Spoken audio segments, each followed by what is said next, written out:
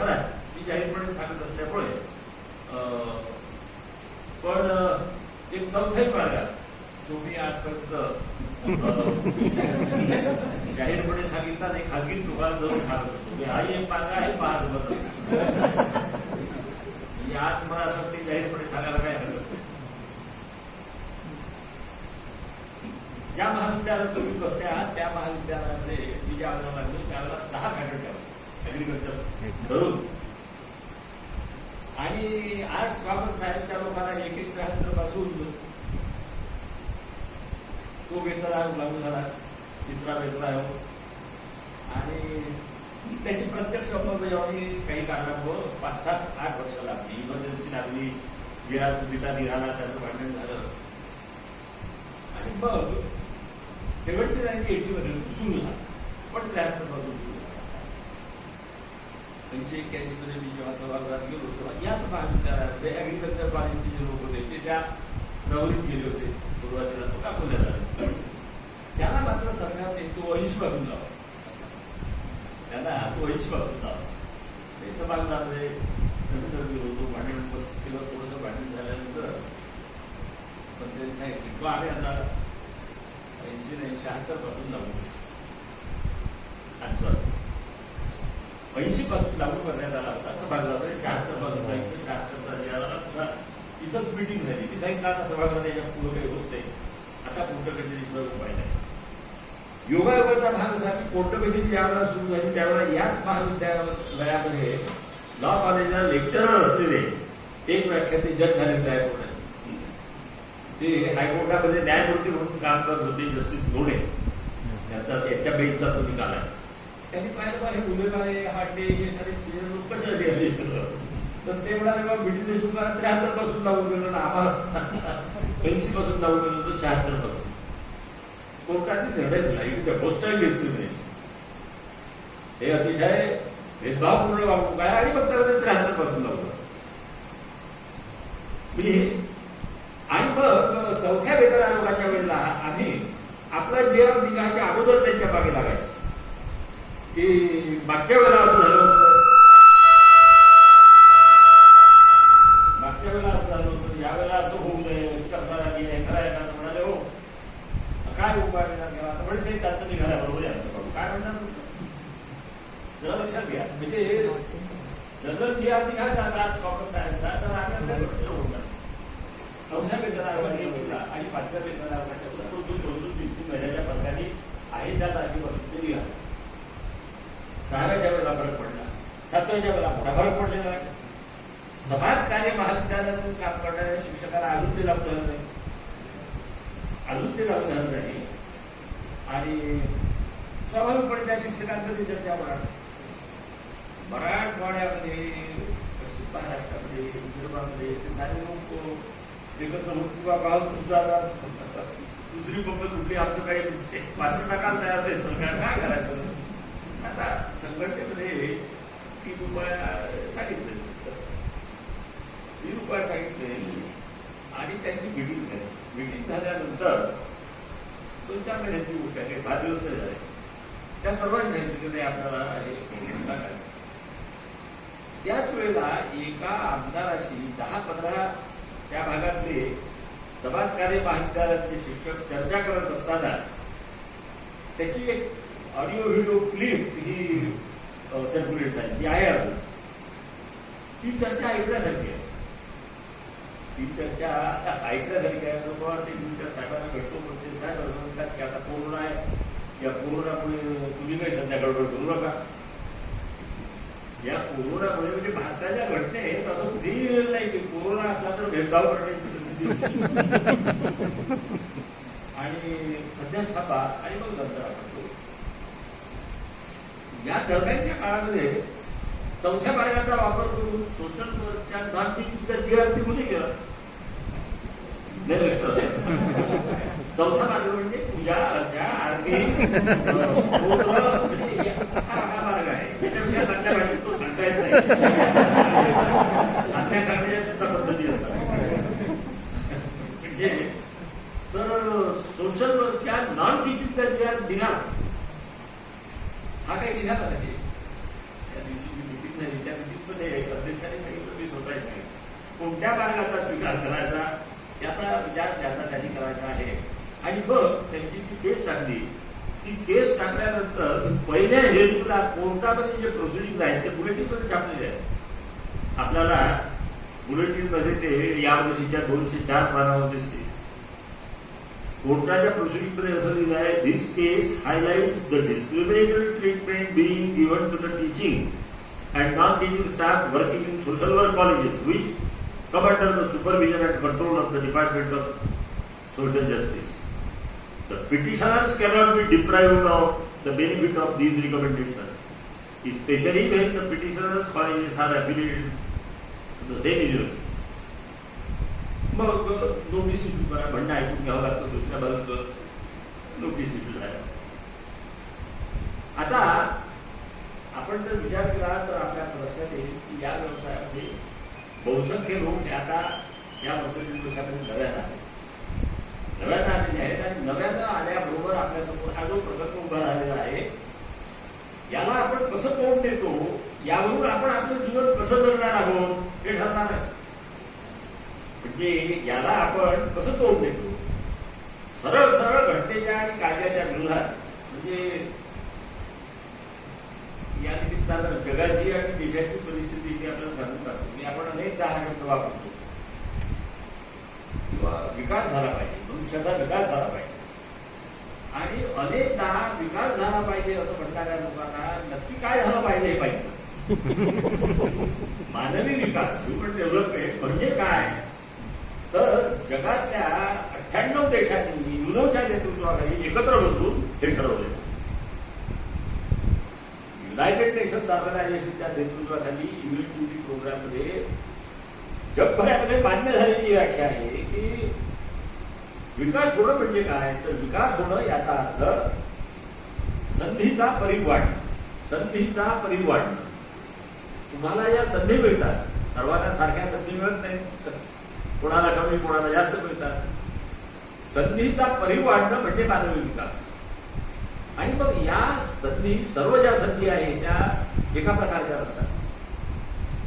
सर्व संधी म्हणजे झोपण्याची संधी, खाण्याची संधी, पिण्याची संधी, याची क्वालिटी सारखी नाही. सर्वात महत्वाची संधी कोणती असेल तर युनोच्या लेव्हलला ठरलेली गोष्ट आहे शिक्षणाची संधी.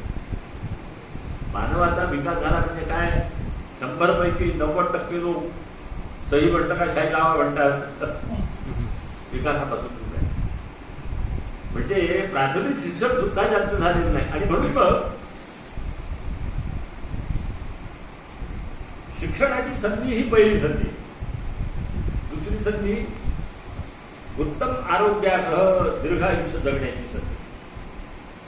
ही मानवी विकासामध्ये विकास झाला, पण 70% बालकं लहानपणीच वाढत आहे. आयुष्यमान हे 33-34च्या वर आहे. त्या देशाचा विकास झाला हे तेव्हा म्हणता येईल शिक्षणाची संधी, उत्तम आरोग्यासह दीर्घायुष्य. उत्तम आरोग्यासह नुसतं दीर्घायुष्य नाही, दीर्घायुष्य म्हणजे बा हे आता 80चे आहेत आणि 10 वर्षामध्ये खांदेवरच आहेत असं नाही. उत्तम आरोग्यासह दीर्घायुष्य जगण्याची संधी ही दुसरी संधी. आणि तिसरी संधी ही उपजीविकेच्या साधनांच्या उपलब्धतेची. या 3 संधी ह्या. आणि मग त्यांनी तब्येत करून दिले की शिक्षणाची संधी चला पाठ टक्का लोकसंख्येमध्ये प्राथमिक शिक्षणाचं प्रमाण किती लोक माध्यमिकचं शिक्षण घेतात, किती लोक. आणि त्यांनी गव्हर्नमेंट ऑफ इंडियाला, महाराष्ट्र गव्हर्नमेंटला लक्षावधी रुपयाचा निधी दिला. हा अहवाल तयार करण्यासाठी आपापल्या कॉलेजच्या लायब्ररीमध्ये पहा. महाराष्ट्राचा मानवी विकास आहे, देशाचा मानवी विकास अहवाल आहे, कुठे निघाले पण निघाले. आता आपण त्या क्षेत्रामध्ये आहोत की जे क्षेत्र हे सर्वात महत्वाचं असं आहे हे जगाने मान्य केलंय. नाही लक्षात पुन्हा जे क्षेत्र मनुष्य जीवनामध्ये सर्वात महत्वाचं आहे असं जगाने मान्य केलेलं आहे त्या क्षेत्रामध्ये आपला योगदान आहे. अनेकांना पाहिजे त्या क्षेत्रात काम करण्याची संधी मिळते तसं नाही. तुम्हाला मी तुमच्या मेहनतीची कष्टाची काहींना अपघाताने मिळाली असेल, पण मिळाली ना.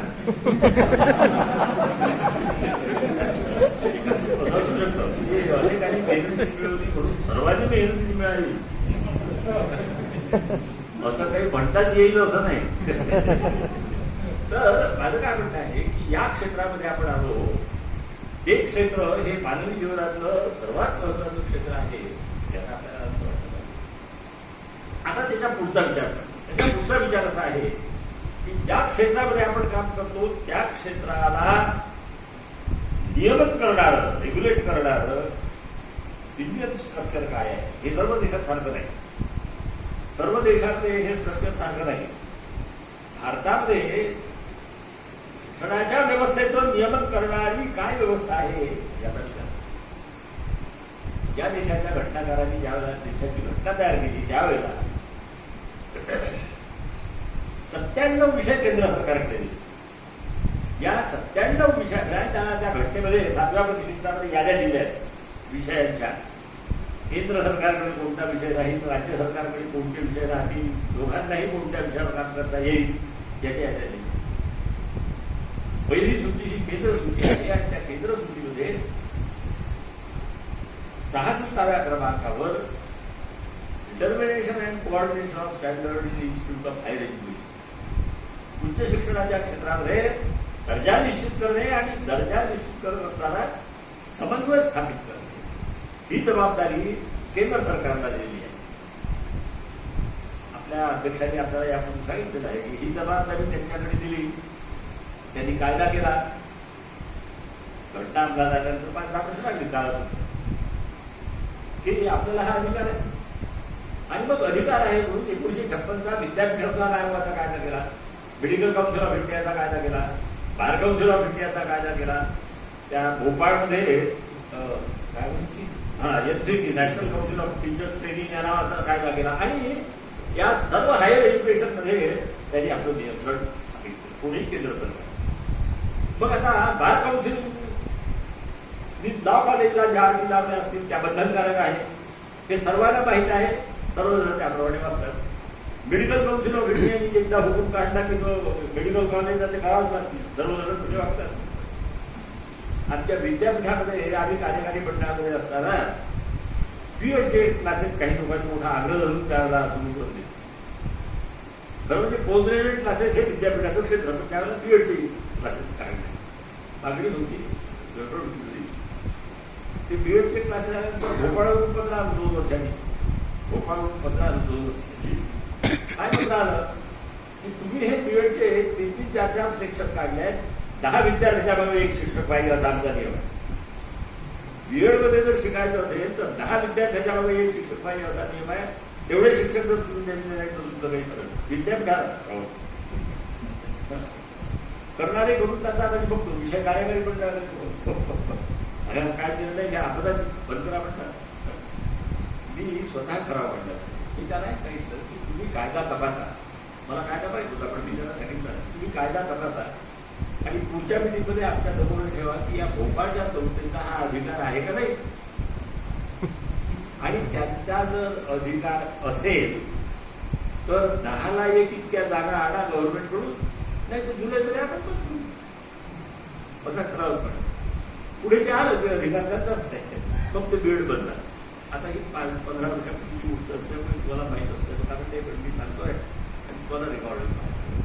प्रश्न काय आहे की हा विषय मुळात केंद्राचा विषय होता, पण केंद्र ते अधिकार अनेक वर्ष वापरत नव्हतं. अध्यक्षांनी आपल्याला सांगितलं अनेक वर्ष वापरत नव्हतं. का वापरत नव्हतं?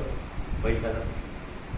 इथं कुठंच पैशाचा प्रश्न नाही. बार काउन्सिलमध्ये नाही, मेडिकल काउन्सिल ऑफ इंडियामध्ये नाही, तुमचं ते आयुर्वेदाचं CCIM आहे central council of Indian medicine तिथं नाही, AICTE आहे इंजिनिअरिंगचं.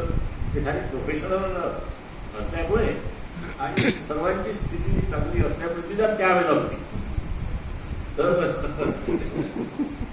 तिथे काही कोणी वाद केला नाही. पण इथे गव्हर्नमेंट ऑफ इंडियानी आणि विद्यापीठाद्वारे सक्तीनं हे अधिकार वापरले नाही. प्रेमाचा व्यवहार ठेवतो. जी रेग्युलेशन काढायची नाही. एमफोक्टोमध्ये हा ठराव ज्यावेळेला तुमचा चर्चेसाठी आला त्यावेळेला एमफोक्टोमध्ये मला तुमच्या लोकांनी काही जिंकूनच विचारलं की नेट सेटचं रेग्युलेशन बंधनकारक नाही असं आपण अनेक दिवस म्हणत होतो. आता हे पीएचडी भिंत बंधनकारक आहे कसं काय तुम्ही सुद्धा समजून घ्या. मी 2 मिनिटांपूर्वी आपल्याला असं सांगितलं की केंद्र सरकार आणि विद्यापीठ अनुदान आयोग कायद्यांनी त्यांना दिलेले अधिकार सक्ती करण्याचे वापर करतो. मग काय करत होतं? पहिला वेतन कसा भेटला, दुसरा कसा भेटला, तिसरा कसा भेटला?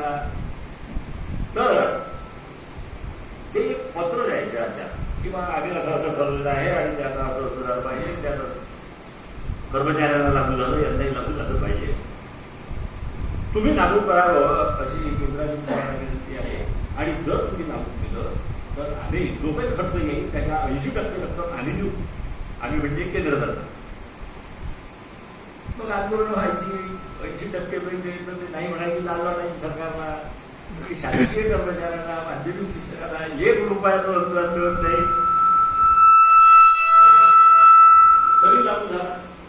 आणि जो 80% रक्कम तुम्हाला मिळत असताना तुम्ही लागू करत हे काही बरोबर नाही. मग ते आंदोलन करून मुद्दा काय आहे ही पहिली वेळ आहे. 7व्या वेतन आयोगाची पहिली वेळ आहे की वेतन श्रेणीचा GR निघण्याच्या अगोदर रेग्युलेशन बाइंडिंग रेग्युलेशन. नेट सेटच्या बाबतीतलं पहिलं जे रेग्युलेशन इश्यू झालं ते रेग्युलेशन हे रिकमेंडेटरी स्वरूपाचं असं आहे. सुप्रीम कोर्टात त्यांनी आपण बोलली पण त्यांनी पावर वापरण्यात नव्हत्या. असं आहे की कायद्याचे अधिकार वापरून कायदा नियम करणं वेगळं आणि नुसतं सप्रेम नमस्कार विनंती विशेष वेगळं, 2 फरक पडतो. ही पहिली वेळ आहे की ज्यावेळेला हे रेग्युलेशन अगोदर आणि त्याला कायदेशीर दर्जा आहे. सुप्रीम कोर्टाने त्या बाबतीत निर्णय दिला. कधी लोक म्हणतात की बाबा काही जर हे घटनेच आहे नाही आहे तर मग आपल्याला कोर्ट का करावी लागते? आता राज्य सरकारला करावी लागते कोर्ट कचेरी हे लक्षात आपण म्हणजे राज्य सरकारला सुद्धा हे कळत नव्हतं हे अधिकार आपले आहेत का नाही म्हणून. ते म्हणायचे हे अधिकार आपले, ते म्हणायचे हे अधिकार आपले. पण ते सुप्रीम कोर्टाने जे जजमेंट छापलेलं आहे आता ज्याचा पॅरेग्राफ तुम्ही वाचता आहात किती जजमेंट आता 1-4 महिन्यापूर्वी झालं. मग आता राज्य सरकारला करावं लागतं तर हे बंधनकारक आहे हे त्याला कळण्यासाठी आपल्याला लावावं लागतं काही विशेष. शिवाय एक गोष्ट मी आपल्याला सांगू शकतो, आपल्याला ती माहीत पाहिजे. लोकांच्या समोर ज्यावेळेला आपल्याला तुम्हाला हे विचारते, कुणी विचारलं असेल तर याचा अर्थ तुम्ही त्यांना सांगितलं नाही म्हणून विचारलं नाही. तुम्ही ज्यावेळेला हे सांगा की आता असं म्हणून आमच्या लोक विचारतात मग हे कसं काय होतं तुम्हाला हे असं कसं कसं करतात. या बाबतीमध्ये संघटनेची जी भूमिका आहे ती आपल्यासमोर आहे. आपलं म्हणणं असं होतं आणि आम्ही ते आहे की ऍडमिनिस्ट्रेटिव्ह साईडला IAS cadre is the highest cadre. IASचं जे केडर आहे ते हायएस्ट केडर आहे आणि टीचिंग साईडला युनिव्हर्सिटी आणि कॉलेज टीचर हे त्याच्यामुळं यांच्यामध्ये समानता असावी. आता ही समानता असावी असं म्हणतात. त्याला तगडा विरोध हा IAS लॉबीचा, तगडा विरोध हा IAS लॉबीचा होता. पण ही समानता 86 मध्ये स्थापित झाली. आयफोटोनी फार मोठं आंदोलन केलं, एफोटोनी फार मोठं आंदोलन केलं आणि ही गोष्ट मान्य झाली की कलेक्टर म्हणजे पहिली एंट्री कलेक्टर IASची पहिली एंट्री कलेक्टर तुमच्या 6 मध्ये त्याला SDO वगैरे म्हणून ठेवतात पण बेसिक अपॉइंटमेंट ही कलेक्टर झाली. तर त्यावेळेला ते स्केल मान्य झाले. मात्र प्रमोशनची जी व्यवस्था त्यांना आहे IASला ती मान्य झाली नाही. फक्त 2 प्रमोशन मान्य झाले, सिनियर स्केल आणि सिलेक्शन स्केल हे 86 मध्ये मान्य झालं. त्याच्या अगोदर एक रनिंग स्केल राहायचं, त्या रनिंग स्केलमध्ये रिटायर. संघटनेने त्याला असं सांगितलं की IASला जर तुम्ही 3-4 प्रमोशन देता तर आम्हाला सुद्धा ते दिले पाहिजे. फक्त first time in Indian history 3 tyre system 86 मध्ये आली. 2 प्रमोशन्स हे त्यावेळेला मान्य झाले. 96-97 मध्ये 5व्या वेतन आयोगाला पुन्हा आपण आग्रह धरला की पॅरिटी स्थापन झाली पाहिजे. प्रोफेसरचं पद हे सुद्धा महाविद्यालयात दिलं गेलं पाहिजे. त्यावेळेला सुद्धा ती मागणी मान्य झाली नाही. मुलीबरोबर वर्षी हे त्यावेळेला बीजेपीचं गव्हर्नमेंट होतं, त्यांनी बोलून सांगितलं किंवा हे IAS म्हणतात IAS आणलं नाही.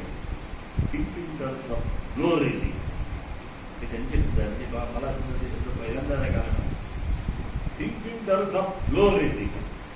मग फ्लो रेसिंग म्हणजे काय तर ते म्हणाले काय IASला 15,000 प्रोफेसरचं 15,000 तुम्ही प्रोफेसरचा आग्रह करू नका. 5 वर्ष सर्व्हिस झाली असेल तर आपण त्याला 5 घेऊ. 12,000 15,000च्या स्कीममध्ये 14,940 वर त्याचं फिक्सेशन होती. आणि मग आंदोलनामध्ये आपण ठरलेलो होतो की तडजोड झाली. प्रोफेसरचं पद सँक्शन झालं नाही पण 14,940 अनेक लोकांना कळत नव्हतं हे मला तर 14,940 12,000 18,000 पेन्सिल हे 14,940 आलं असं. तर ते 14,940 यासाठी आलं की इकडे तुम्ही 16 वर्षानंतर सिलेक्शन ग्रेड देतात. आता ते 11 वर्षावर आणलेलं आहे आणि 16 वर्ष पूर्ण झालेल्या माणसांनी आज 5 वर्ष पूर्ण केले तरी तो सिलेक्शन ग्रेडमध्येच राहील. त्याला प्रोफेसर करावं ही बंड होतं ते काही माहिती प्रोफेसरचं ते बांधणी केलं आहे पण 14,940 बांधणी झालं. त्यामुळे 5 इन्क्रिमेंट त्या ठिकाणी दिल्या गेले. आणि मग 7व्या वेतन आयोगामध्ये मात्र 6व्या आणि 6व्यामध्ये प्रोफेसरचं पद हे कॉलेजमध्ये सुद्धा बांधलं. मी आपल्याला विषय असा सांगितला की अनेक संघर्ष हे पिढ्यानपिढ्यांचे संघर्ष असतात. पदोन्नतीची सुविधा या व्यवसायामध्ये असली पाहिजे ही मागणी.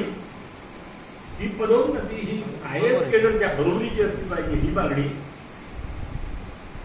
या वर्षानुवर्ष संघटनेने मांडल्यात आणि उशिरा का होईल मिळालं.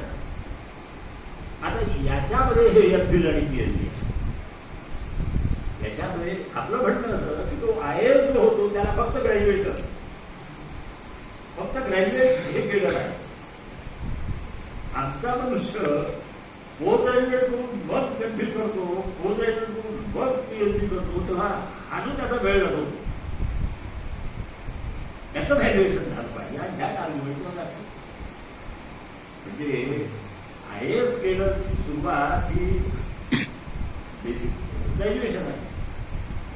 ग्रॅज्युएशन नंतर तो IAS जे प्रमोशन मिळतात किंवा इन्क्रिमेंट मिळतात ते याला मिळत नाही. याचं कारण याचे जवळजवळ 2 ते 5 वर्ष म्हणजे पोस्ट ग्रॅज्युएशनचे 2 वर्ष आणि MPhil किंवा PhD जे लागतील ते 2-3 वर्ष हे त्याचे खर्ची पडतात आणि त्यातून ती कल्पना बांधली. म्हणजे अनेक PhD झालेल्या लोकांना सुद्धा असं वाटते का डोळ्याला विचारत नाही पण हळूहळू असं वाटतं झालं ना अपॉइंटमेंट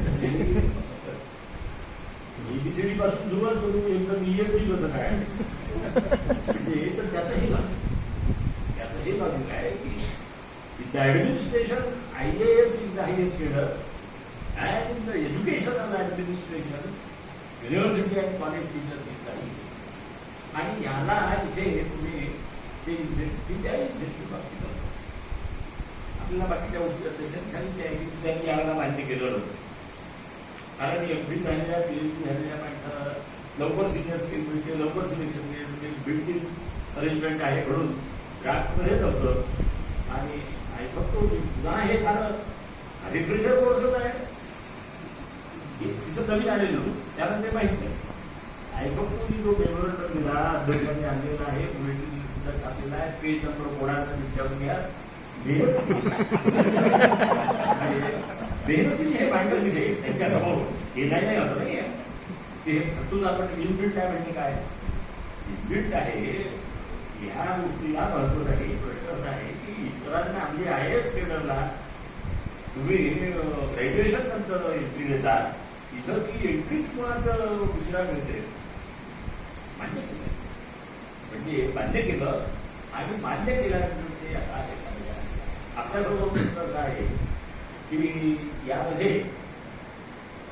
रेग्युलेशनच्या बाइंडिंग बद्दल पिटिशन टाकलेलं आहे. पण एक्सक्लुझिव्हली हा विषय घेऊन पिटिशन टाकावा असा प्रकारचा विचार जमिनी मांडला गेला आणि अनेक शिक्षकांनी अध्यक्षांना भेटून ती गोष्ट सांगितली. अध्यक्षांनी माझ्याशी चर्चा केली. कोर्ट कचेरीमध्ये अनेकांना असं वाटते की कोर्टात भेटणार होतं, कोर्टातून भेटणार होतं. कोर्टाच्या बाबतीमध्ये जिवंत एक उदाहरण तुम्हाला टाकतो. ताजं उदाहरण आहे, तिला 2-4 महिन्याचा आहे. म्हणजे कोर्टात ते कसं भेटत नाही हे आपल्याला लक्षात येईल. कोर्टामध्ये सुद्धा तुम्हाला तुमची बाजू ताकदीने मांडावी लागते. वकील जो असतो त्या वकिलाला जी माहिती असते तेवढी माहिती तो तिथे मांडतो. पण आपल्या दुसऱ्याच्या विशेष बाबी, ब्लड काउंट काय आहे, पल्स कसं आहे, हे आपलं आपण सांगावं. नेट सेटच्या बाबतीमध्ये करिअर ऍडव्हान्समेंट स्कीमची एक योजना 51 निर्णय हायकोर्टाने शिक्षकांच्या बाजूने दिले. एक निर्णय शिक्षकांच्या विरोधात आहे. करिअर ऍडव्हान्समेंटच्या बाबतीत मॅटर कोर्टात पण दिली. तिकडे गव्हर्नमेंटने एक GR काढला. विनायक चव्हाण मुख्यमंत्री असताना किंवा यांना 13 पासून द्या. त्याच्यात त्यांनी ते टाकलं की याला पेन्शनही मिळणार नाही आणि 13 पासून जमीन धरली म्हणून. जरा गोष्ट लक्षात घ्या, पेन्शनवर लोक ज्यावेळेला आले तेव्हा कोर्टात विभाग 2005च्या अगोदरच्या सर्व लोकांना जी पेन्शन दिली आहे हे तर 91 बदलले.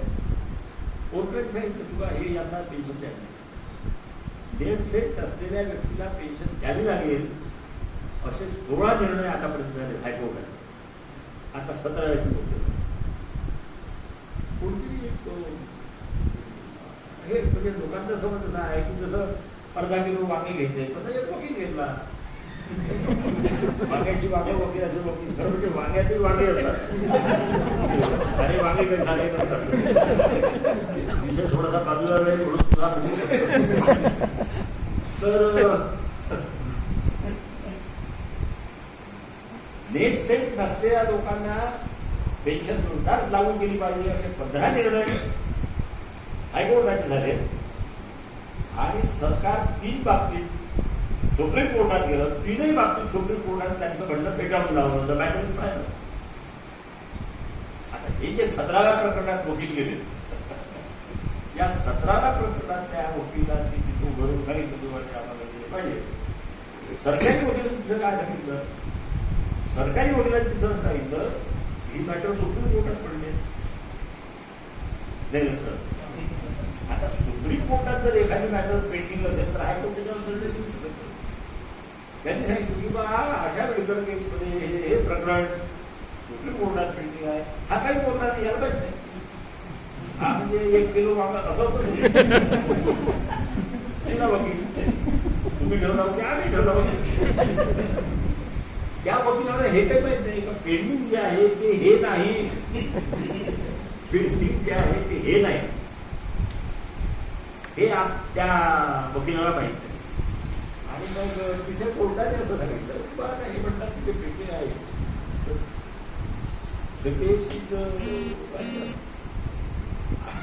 Liberty is granted to the petitioner. पिटिशनरला असं स्वातंत्र्य देण्याचं नाही, तिथचा निकाल लागल्यानंतर घ्या. आणि त्याच्या पुढची लोक ऐकलं त्याची संघटनेच्या साऱ्या पदाधिकाऱ्यांनी टाकलेल्या सर्व केसेसमध्ये आता ते कोंडून राहिलं होतं. काय कोंडून राहिलं की नागपूरमध्ये असं सांगितलं, नागपूरमध्ये असं सांगितलं ना ते पेंडिंग आहे, पेंडिंग आहे. म्हणजे औरंगाबाद समोर ते नागपूर दाखल झालं, मुंबई समोर ते नागपूर दाखल झालं.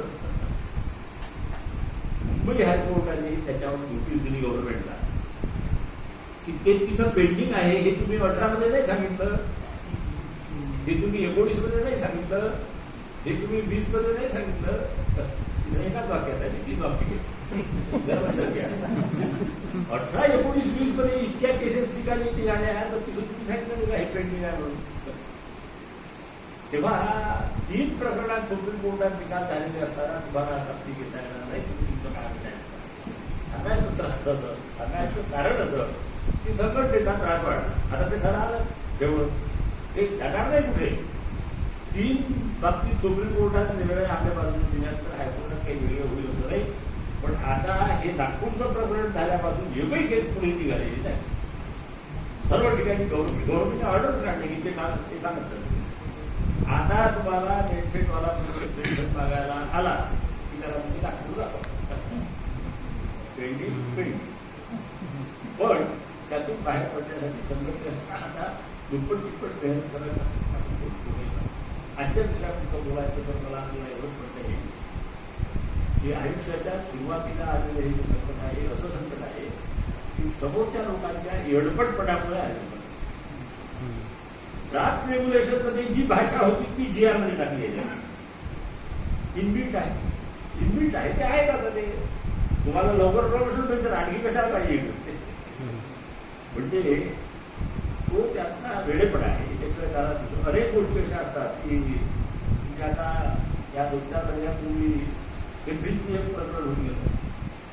एप्रिलचं प्रकरण नसतं की एप्रिल झालेल्या माणसाला कधी दिली पाहिजे असे हायकोर्टाने 12-13 निर्णय दिले. सरकारला पाहिजे त्या एप्रिलच्याही लोकांना माहित नाही. एप्रिल झालेल्या लोकांना कधी नाही गव्हर्नमेंट सरकारने उत्पादनच काढलं. 2006च्या अगोदरच्या लोकांना कसं काय दिलं सारेची रिकव्हरी काढावं. रिकव्हरी काढा म्हटल्याबरोबर मग दवाखान्यात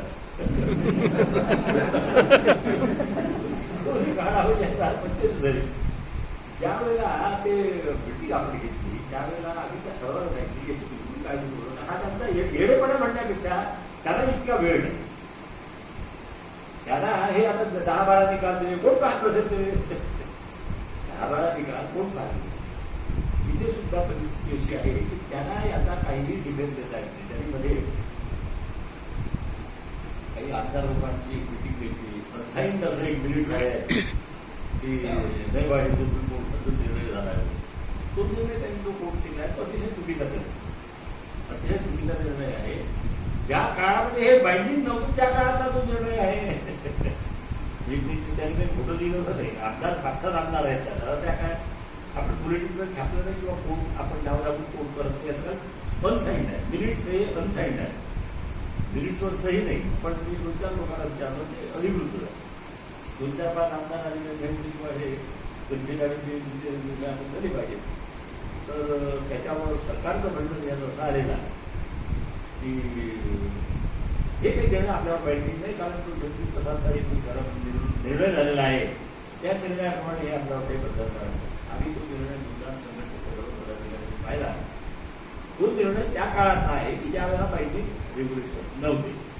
आज हे रेग्युलेशन बाइंडिंग स्वरूपाचे आहेत. आणि आपण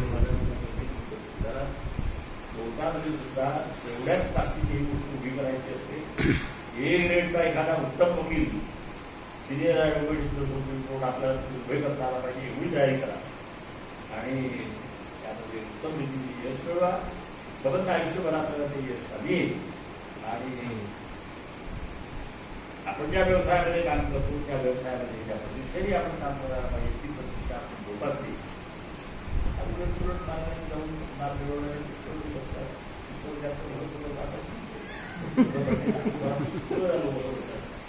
मग आपण आंदोलन लाभ नाही मिळतात की जे आपण कोर्टकचेरी करतो आणि लाभ नाही मिळतात की कोर्टकचेरी आले नाही. त्याच्यामुळे उत्तर एकच असते की 32 वेळा चालून घास खाण्याची जी मजा आहे ती नुसती गिळणाऱ्याला आपापल्या म्हणजे जीवन जगण्याच्या आवडीचा प्रश्न आहे. आपापल्या पद्धतीला आपल्याला गोष्टी करून त्याचा मला विषय मनापासून आनंद झाला की लोकांनी मला म्हणजे टाकला आपण ते रेग्युलेशन टाकलाय तरी टाकला ही बरी गोष्ट आहे.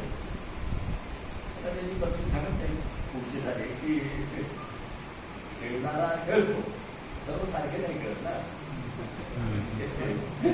तर आता त्याचा आनंद घेण्याची गोष्ट आहे. आणि माझं संघटनेला म्हणणं आहे आपण सुद्धा जागरूक होऊन 8-9 जिल्ह्यामध्ये बैठका घ्या. दुकानं समजावून टाका. निर्णय घेऊन त्याला द्यायला सुरुवात करा.